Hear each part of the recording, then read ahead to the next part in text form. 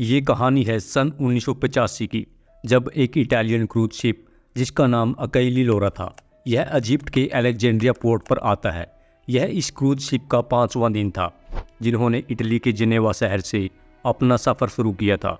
इसमें यात्रियों की कुल संख्या 1198 थी, जिनमें से 748 यात्री और 450 क्रू मेंबर सफ़र कर रहे थे, जिनमें से 651 यात्री शिप से उतरकर बसेज में बैठ चुके थे। ये लोग पिरामिड सिंह साइट की यात्रा के लिए कायरो रवाना हो चुके थे। इनके रवाना होने के बाद शिप कैप्टन ने अलेक्जेंड्रिया पोर्ट से शिप को बाहर किया और बचे हुए 97 यात्रियों को साथ लेकर शिप की डायरेक्शन 225 किलोमीटर दूर पश्चिम में इजिप्ट के पोर्ट सईद की तरफ कर दी। ठीक 14 घंटे बाद जो यात्री इजिप्ट से लौट रहे थे, उनको वापस आकर इसी शिप को ज्वाइन करना था। यहाँ तक सब कुछ प्लान के मुताबिक चल रहा था, लेकिन इसके बाद परिस्थितियाँ बिगड़ना शुरू हो गई। 14 घंटों बाद कायरो जाने वाले यात्री लगभग रात के 10:30 बजे पोर्ट ऑफ सईद पहुंच गए, इस उम्मीद में कि वो दोबारा से अपने साथियों को ज्वाइन कर लेंगे। लेकिन वहां पहुंचने पर पता चला कि यहाँ अकेली लोरो शिप का कोई नामो निशान नहीं है। उनको बताया गया कि ट्रैफिक के कारण इस क्रूज शिप को देरी हुई है, लेकिन 3 घंटे के इंतजार के बाद भी क्रूज शिप वहाँ नहीं पहुंची, तो उनको सब कुछ सच सच बता दिया गया।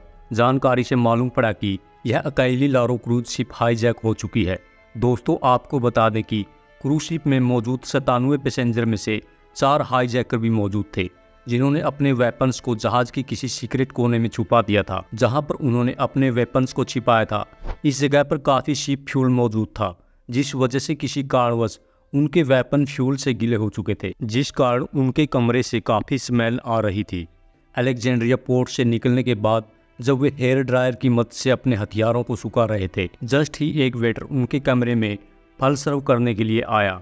गलती से वह रूम पहले से ही खुला हुआ था। उनका ये प्लान कतई नहीं था कि उन्होंने शिप को अलेक्जेंड्रिया पोर्ट के पास हाईजैक करना है, लेकिन अब उनका भेद खुल चुका था। इसके फ़ौरन बाद ही वो शिप के डाइनिंग हॉल में गए, तमाम पैसेंजर्स को हड़काना शुरू किया और उनको बंदी बना लिया गया। आखिरकार ये हाईजैकर्स कौन थे और उनका मकसद क्या था, इस बात का किसी को भी अंदाज़ा नहीं था।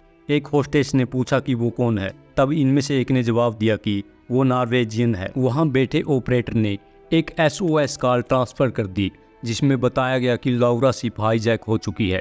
थोड़े ही समय में SOS कॉल स्वीडन में एक रेडियो स्टेशन को रिसीव हुई। इस SOS कॉल के बारे में हाईजैकर को बिल्कुल भी अंदाज़ा नहीं था। इसके बाद हाईजैकर ने रेडियो रूम को अपने कब्जे में लेकर शिप का सारा कम्युनिकेशन सिस्टम बंद कर दिया। पूरे शिप में डर का माहौल बन चुका था। सभी यात्री और क्रू मेंबर अपनी जान बचाने की कवायद में जुटे थे। तभी एक हाईजैकर ने शिप के कैप्टन को फ्रंट ब्रिज पर आने को कहा। जब शिप के कैप्टन तेरारो डी रोजा वहां पहुंचे तो उनका स्वागत जबरदस्त फायरिंग के साथ हुआ। हाईजैकर अरबी लैंग्वेज के साथ साथ टूटी फूटी इंग्लिश में कुछ चिल्ला रहे थे। उन्होंने यहां से 500 किलोमीटर दूर सीरियन पोर्ट टार्टस चलने को कहा, जिसे शिप के कैप्टन ने अनुमान लगाया कि ये नॉर्वेजियन नेशनल नहीं हो सकते। उन्होंने कैप्टन को कहा कि वो अपने 450 कर्मचारियों को कहे कि वे सामान्य रूप से अपना काम करते रहे, लेकिन किसी भी होस्टेस के पास न जाए। कैप्टन के पास हाईजैकर्स के आदेश को मानने के अलावा कोई और अन्य ऑप्शन नहीं था। अब अकेली लोरा शिप ने इजिप्ट के पोर्ट सईद की बजाय सीरिया की ओर रवाना होने का फैसला किया। डरे सहमे होस्टेस और क्रू मेंबर को कुछ समझ नहीं आ रहा था कि आखिर उनके साथ क्या होने वाला है। 7 तारीख की शाम जब सूरज डूब रहा था तो हाईजैकर्स ने तमाम लोगों को जमीन पर लेटने को कहा। वहीं स्वीडन के रेडियो स्टेशन को पहुंचने वाले SOS मैसेज ने पहले ही हलचल मचा दी थी। इटालियन क्राइसिस मैनेजमेंट टीम पूरी तरह से एक्टिव हो चुकी थी, क्योंकि यह शिप उन्हीं की थी। इससे पहले US ने इस केस को इतनी गंभीरता से नहीं लिया था, लेकिन उनको जब ये पता चला कि इस शिप में अमेरिकन नागरिक भी मौजूद है, तो तुरंत ही अमेरिकन क्राइसिस मैनेजमेंट भी हरकत में आ गई। उनकी नज़र में ये एक आतंकी हमला था और उनकी समझौता करने की कोई नीति नहीं थी। लेकिन मुद्दा यह था कि इस हाईजैकिंग के कारण 3 अलग अलग देश प्रभावित हो चुके थे, क्योंकि जो इसमें यात्री थे वो अमेरिकन थे।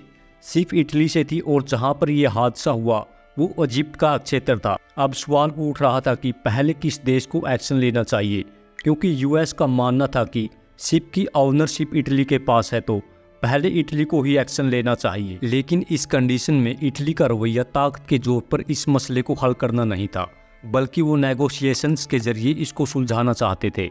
इटली नहीं चाहता था कि उसकी किसी भी गलत हरकत की वजह से मध्य सागरीय देशों में उसका नाम खराब हो। इसके अलावा यूएस इन हाईजैकर्स के साथ सख्ती से पेश आना चाहता था, जिस वजह से यूएस ने मेडिटेरियन के कोस्ट पर सभी देशों को बोल दिया था कि कोई भी अकेली लारो शिप को अपने होस्टल्स पर आने की इजाज़त न दे। अगली सुबह 8 अक्टूबर को लारो सीरिया के पास पहुंच गई थी। कैप्टन ने तटस्फोट आने की अनुमति मांगी, लेकिन सीरियाई अधिकारियों का कोई जवाब नहीं आया, क्योंकि अमेरिका ने पहले ही सभी कंट्रीज को अलर्ट कर दिया था। इसके बाद हाईजैकर्स ने यात्रियों को उनकी राष्ट्रीयता के आधार पर अलग करना शुरू कर दिया। ऐसा प्रतीत हो रहा था कि वो अमेरिकन और जूस को खोज रहे थे। उन्होंने पूरे 20 यात्रियों को अलग अलग किया, जिनमें से एक जोड़ा काफ़ी प्रौढ़ अवस्था में था। मार्लिन किंगहोफर 69 वर्षीय, उनके पति लियोन किंगहोफर जो कि व्हील चेयर पर बैठे हुए थे। हाईजैकर्स ने सभी 20 यात्रियों को शिप के ऊपरी डेक पर जाने को कहा, लेकिन लियोन किंगहोफर अपने हेल्थ इशू की वजह से ऊपर नहीं जा सकते थे। उनकी बीवी उनको अकेला नहीं छोड़ना चाहती थी, लेकिन उसने बंदूक के डर से अपने पति को अकेला छोड़ना पड़ा।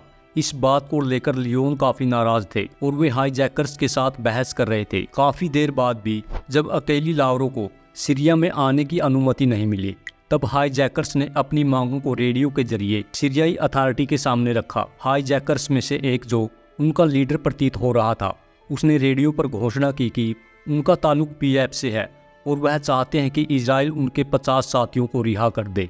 अब सभी को पता चल गया था कि इन हाईजैकर्स का संबंध फिलिस्तीन से है। आपको बता दें कि पीएफ मतलब फिलिस्तीनी लिबरेशन फ्रंट। इनमें से एक हाईजैकर्स का नाम यूसुफ मजीद मोलकी था। आखिर में उसने कहा कि अगर 3 बजे तक उनकी डिमांड पूरी नहीं हुई तो शिप में मौजूद जूस को बारी बारी से मारना शुरू कर देंगे। अभी ये केस और ज़्यादा बिगड़ता दिखाई पड़ रहा था।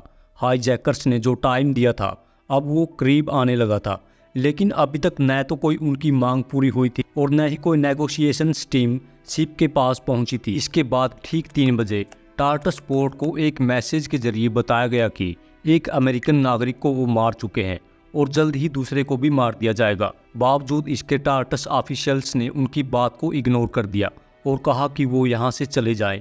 हाईजैकर्स ने अनुमान लगा लिया था कि अब उनकी दाल यहाँ नहीं गलने वाली है, तो उन्होंने कैप्टन को साइप्रस की ओर जाने को कहा। इसी बीच पूरे अमेरिका में यह खबर फैल गई थी कि उन्होंने एक अमेरिकी पैसेंजर्स को मार दिया है, लेकिन अभी तक इसका कोई स्पष्टीकरण नहीं मिला था। अब हाईजैकर्स की पहचान हो चुकी थी, तो फिलिस्तीनी प्रेसिडेंट यासिर अराफात से संपर्क साधा। अराफात फिलिस्तीनी लिबरेशन ऑर्गेनाइजेशन के अध्यक्ष भी थे।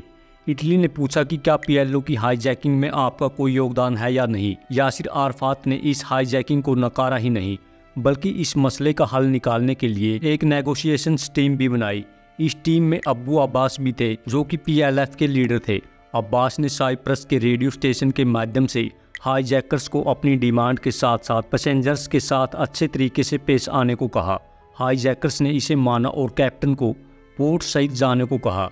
जब यह शिप इजिप्ट पहुंचा तो अब्बू अब्बास ने कैप्टन से माफ़ी मांगी और हाईजैकर्स के साथ बातचीत की। इटली और इजिप्ट इस मामले को बिना किसी लड़ाई झगड़े के सुलझाना चाहते थे, लेकिन यूएस ऐसा बिल्कुल भी नहीं चाहता था। उन्होंने मान लिया था कि ये आतंकी है, इसलिए इनके खिलाफ सख्त कार्रवाई की जाएगी। लेकिन इटली और इजिप्ट हाईजैकर्स को पीएलओ के हवाले करना चाहते थे, मतलब वो ही इनको शिप हाईजैकिंग करने की सजा देंगे। 9 अक्टूबर 1985 के दिन कैप्टन ने एक रेडियो मैसेज के जरिए बताया कि सभी यात्री और क्रू मेंबर्स सुरक्षित हैं। इसके बाद इटली और इजिप्ट ने हाईजैकर्स को अंतर्राष्ट्रीय सीमा पार करवाने का फैसला किया। एक छोटी शिप को अकेली लारो तक लाया गया, जिसमें ये चारों हाईजैकर्स इजिप्ट के एरिया में जाकर गायब हो गए। सबको लग रहा था कि बातचीत के जरिए इस मसले का हल हो चुका है और हाईजैकर्स ने अपनी मांगों को वापस ले लिया है, लेकिन सच्चाई ये थी कि हाईजैकर्स ने बंदूक की नोक पर कैप्टन से इस मैसेज को भिजवाया था। जब सीरियाई ऑफिशियल्स शिप को अनुमति नहीं दे रहे थे, तो उस समय हाईजैकर्स ने एक पैसेंजर्स को मार दिया था। वो पैसेंजर था 69 वर्षीय लियोन किंगहोफर। उन्होंने उस बुजुर्ग की डेड बॉडी को समुद्र में ही फेंक दिया था। हाईजैकर्स, जिनको आज़ाद छोड़ दिया गया था, असल में वो बहुत ही बड़ा जुर्म करके इजिप्ट के लैंड पर गायब हो चुके थे। अब सभी की निगाह इजिप्ट की ओर हो चुकी थी। इटली ने इजिप्ट को हाईजैकर्स उनके हवाले सौंपने को बोला, लेकिन इजिप्ट भी इस मामले से कन्नी काट रहा था। इजिप्ट के प्रेसिडेंट होस्नी मुबारक ने कहा कि हाईजैकर्स इजिप्ट को छोड़ चुके हैं और अब उनको मालूम नहीं कि वो कहाँ पर है। लेकिन बाद में यूएस इंटेलिजेंस को खबर मिलती है कि इजिप्ट उनको प्लेन के जरिए ट्यूनेशिया भेज रहा है, जहां उनको पीएलओ के सदस्य अपनी हिरासत में लेंगे। 10 अक्टूबर को लगभग शाम के 6 बजे इजिप्ट के अलमाजा हवाई अड्डे से एक एयरक्राफ्ट रवाना होने वाला था, जिसमें ये चारों हाईजैकर्स बैठकर ट्यूनेशिया जाने वाले थे। लेकिन किसी को भी खबर नहीं थी कि अमेरिकन क्राइसिस मैनेजमेंट इस जहाज को हवा में ही हायर कर लेगी। 4 F-14 फाइटर और 2 A-2C रडार से लैस एयरक्राफ्ट ने हाईजैकर्स के मेडिटेरियन जहाज को पूरी तरह से घेर लिया और मेडिटेरियन के पायलट को मैसेज किया कि वो इटली में नाटो के एयरबेस सिकुनेला में लैंड करे। पायलट्स ने इजिप्ट एयरबेस से संपर्क साधने की कोशिश की, लेकिन E-2C रडार प्लेन ने पहले ही इसके रडार सिस्टम को चोक कर दिया था। अब मेडिटेरियंस के पायलट के पास और कोई दूसरा ऑप्शन नहीं था। उसने इटली के सिसिली की तरफ अपने एयरक्राफ्ट का रुख किया। 12 अक्टूबर तकरीबन रात के 11 बजे यह जहाज इटली के सिगुनुला एयरबेस सिसिली पर लैंड कर गया। इस ऑपरेशन के बारे में किसी को भी खबर नहीं थी। इटली को भी तब मालूम पड़ा जब यह जहाज उनके देश में लैंड हुआ। हाईजैकर्स की कस्टडी का पहला हक इटली का था, क्योंकि शिप भी इटली का था और मर्डर भी इटली के शिप पर हुआ था। साथ ही साथ हाईजैक भी इटली का शिप ही हुआ था, लेकिन यूएस चाहता था कि उनकी कस्टडी वो लेंगे। लैंड होने वाले जहाज को 80 अमेरिकन कमांडोज ने घेर लिया और इन 80 कमांडोज को 300 इटली के कमांडोज ने घेर लिया। कई घंटों की तनातनी के बाद वॉशिंगटन से एक कॉल आई और अमेरिकन कमांडोज को पीछे हटने का आदेश मिला। इटली और अमेरिका के बीच एक समझौता हुआ, जिसके मुताबिक इटली हाईजैकर्स को सजा देगा। दिलचस्प बात यह थी कि अबू अब्बास भी इन चारों हाईजैकर्स के साथ जहाज में मौजूद था। इटली ने अबू अब्बास को छोड़ दिया और इन चारों हाईजैकर्स को सजा दी, लेकिन अबू अब्बास की मौजूदगी की वजह से ऐसा माना जा रहा था कि ये ही हाईजैकिंग प्लान का मास्टरमाइंड था। बाद में सबूतों के अभाव में अबू अब्बास को रिहा कर दिया गया। जिस हाईजैकर्स ने लियोन किंगहोफर का मर्डर किया था, उनका नाम अल मुल्की था, जिसे 30 वर्ष की सज़ा सुनाई गई। बाकी बचे 3 हाईजैकर्स को 15-15 साल की सज़ा दी गई। बाद में खुफिया जानकारी से पता चला कि ये लोग इस शिप को हाईजैक करना ही नहीं चाहते थे, बल्कि इसका इस्तेमाल करके इजरायली पोर्ट असोन पर हमला करना चाहते थे। इजराइल के द्वारा की गई बमबारी की वजह से यह कदम उठाया गया था। ठीक इस घटना के 5 दिनों के बाद लियोन किंगहोफर की बॉडी को 13 अक्टूबर को सीरिया से बरामद कर लिया गया। दोस्तों, उम्मीद करते हैं कि यह वीडियो आपको पसंद आई होगी। अगर आप और भी इसी तरह की इंटरेस्टिंग वीडियो देखना पसंद करते हैं तो आप हमारे चैनल को सब्सक्राइब करें।